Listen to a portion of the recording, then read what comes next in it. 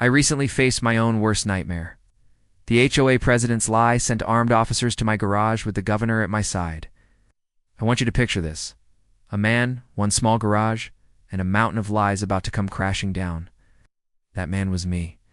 And on that night, everything I'd built, my peace, my order, my sense of safety, was about to be shattered by a single phone call. Let me start at the beginning. Before we dive in, let me know where you're listening from today. Because what happened in my garage could happen in any neighborhood. My garage is my church. It's the one place where everything makes sense. Every wrench has its outline on the pegboard. Every socket sits in its tray from smallest to largest. The floor is clean enough to eat off of, except for one stubborn little puddle of synthetic oil. I demist under the engine block of my '67 Mustang. That car is my pride. It's deep, glossy Highland green.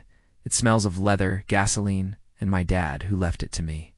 That evening, the cool lake air drifted in, carrying the scent of pine and damp earth. I was torquing lug nuts, listening to the satisfying click, click, click of the wrench. It was my rhythm of control, a rhythm the world outside my garage seemed to have forgotten. That's when the quiet hum of an expensive sedan broke the peace. Not the sound of a neighbor coming home late. This was heavier. Serious. I wiped my hands on a red shop rag and peered out the side window. A black car with government plates rolled to a stop at the end of my driveway. Two men in dark suits got out. One stayed by the car, scanning everything. The other walked toward the garage alert, precise, like a man who notices things for a living. I met him at the edge of the open garage door. Before he could speak, I knew the meeting. I'd sent files 2 weeks ago through a channel I was promised was secure. Simple envelope filled with altered parcel maps, photocopied invoices, and bank statements. Proof that our idyllic lakeside community was built on a foundation of greed orchestrated by our HOA president, Let. Call her Karen and her developer friend. Mr. Dunham, the agent said. That's me, I replied, keeping my voice even. I'm Agent Peters. This is Agent Cross. He nodded back toward the car. The governor would like a word with you. My heart jumped. The governor himself. I'd hoped for a state auditor, maybe an investigator from the Attorney General's office. The governor showing up meant this was bigger than I'd imagined. The back door of the sedan opened. A man I recognized from the news stepped out. The governor, tired but solid, gave me a firm nod. A plainclothes agent stood inside my garage, posted by the tool chest. He held up a thin briefcase. My evidence. Dunham, he said, his voice carrying in the still night. You've been busy. I think you've untangled something we've been chasing for years. He smiled, small, genuine. This was it. The moment the balance shifted, the moment a careful man with a clean garage and good records could prove that rules should apply to everyone. Then the world exploded in red and blue light. Patrol cars screamed into our cul-de-sac, tires howling.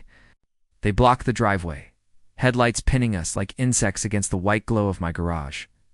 Doors flew open. Officers poured out, hands on holsters, shouting commands that overlapped into a wall of noise. Show me your hands. On the ground. Don't move. A sergeant barked from behind a headlight glare, reading off his slate. Caller says he'll open the garage and ambush officers. Possible bombs? Higher risk response. My stomach dropped. They were primed to shoot me for opening my own door. Tina, my wife, appeared in the doorway that led to the house. Her face was a mask of confusion and fear. Agent Peters and Cross flanked the governor, weapons low, bodies shielding him. They were calm. The local cops were not. This is a misunderstanding. Peters yelled, badge raised. We are state protection detail. Stand down. But the local officers were too amped. They saw a man in a suit, another in a garage, and a third who looked important. They saw a threat. They'd been primed for one. I knew with sinking certainty who had primed them. Karen. This had her fingerprints all over it. Last week she'd cited me for a fence too tall and a garage door open past quiet hours. Petty rules weaponized. Tonight she'd upgraded pettiness to bombs and rifles. A young officer fresh from the academy was in the lead. Eyes wide, face slick with sweat under flashing lights, shouting the loudest, pistol gripped in a two-handed stance. He stepped forward, then another, moving from asphalt to the smooth concrete of my garage. One more aggressive step. His boot landed squarely in that small, almost invisible puddle of synthetic oil. Time slowed. His boot didn't just slip, it shot out from under him. Arms pinwheeled. Finger hunted for balance and found the trigger wall instead. Air thinned. Even the sirens held their breath. The crack of the gunshot was deafening. Metal rang, light strobed, breath stopped. The governor made a small noise, a soft grunt, and his hand went to his side. He stumbled back a step, knees buckling. Agent Peters caught him, lowering him gently to the ground. The front of the governor's crisp white shirt was suddenly blooming with red. Across the driveway I saw her, Karen, standing on her perfectly manicured lawn, phone still in her hand. A smug, triumphant look on her face. She had come out to watch the show, but as the governor went down, her expression changed. Smugness evaporated. Jaw slack. All color drained from her face. She wasn't looking at me anymore. She was staring at the man bleeding out on my garage floor. She hadn't just called the cops on her annoying neighbor. Through a toxic cocktail of arrogance and lies, she had just orchestrated the shooting of the most powerful man in the state. And from the look on her face, I knew she understood her entire world had just come to an end. Right there in the oily, blood-splattered entrance to my perfectly organized garage. The immediate aftermath of the gunshot was a symphony of chaos. Local patrol officers, led by the rookie who defired the shot, were a mess of panicked shouting and conflicting orders. The kid looked like he'd seen a ghost. Face pale, weapon now hanging limply at his side. I slipped. He kept mumbling. Oh God, I slipped. 19 and ruined. I hated Karen for making him the match. The governor's protection detail moved with chilling precision. Shots fired. Officer involved. Eagle is down. I repeat, Eagle is down. Lakeside cabin on Willow Creek Lane. Medevac now. Secure the perimeter.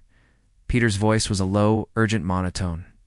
The medic was already kneeling beside the governor, hands moving with practiced speed.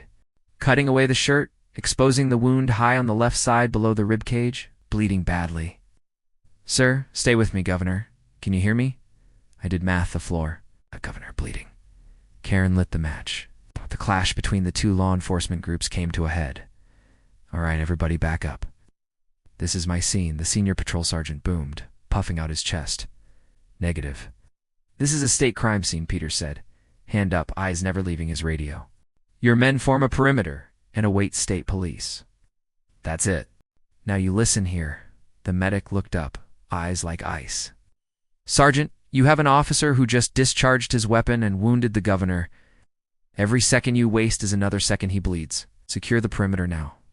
The sergeant's bluster deflated. He turned, barking orders, pulling them back. I was still standing there, frozen. A bystander in my own home. Tina in the doorway, hand over her mouth. Neighbors creeping out of their houses, drawn by sirens and gunshot. Ed behind his hedges, getting the show of a lifetime. The medic worked fast, but needed more hands. The wound pumped blood with every beat. You, he commanded, bloody glove pointing at me. I need your hands. Get over here now. My feet felt like lead, but I moved. Kneeling on hard concrete, smell of blood overpowering. Hands on mine. On 3, you take over. Hard, short breaths for him. Steady voice. Don't drift.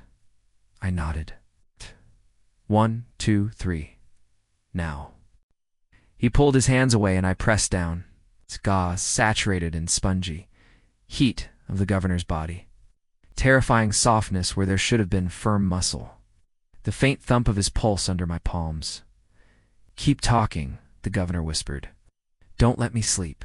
You're not getting rid of me that easy, I said, leaning in. You still owe me a handshake in a quiet neighborhood. Good, the medic said. Don't let up. No matter what, don't let up. He needed a tourniquet, but the angle was wrong. I need something wide and strong. A belt, anything, mine, I grunted, pressing down. Take mine. Before he could answer, another hand appeared. Tina's. She offered her own belt, narrower, but right there. Okay, this will have to do, the medic said, looping it high up, trying to constrict the artery feeding the wound. Not how I planned to accessorize tonight, I muttered, pressing harder. As he worked, my mind cleared. Shock wearing off, cold, methodical anger replacing it. This wasn't an accident. So the slip, the shot, that was tragic. But the reason that young officer was in my garage in the first place, that was deliberate. That was Karen. I had the proof in a briefcase sitting right on my workbench. Karen, in her infinite arrogance, had tried to stop it with a phone call. I risked a glance up.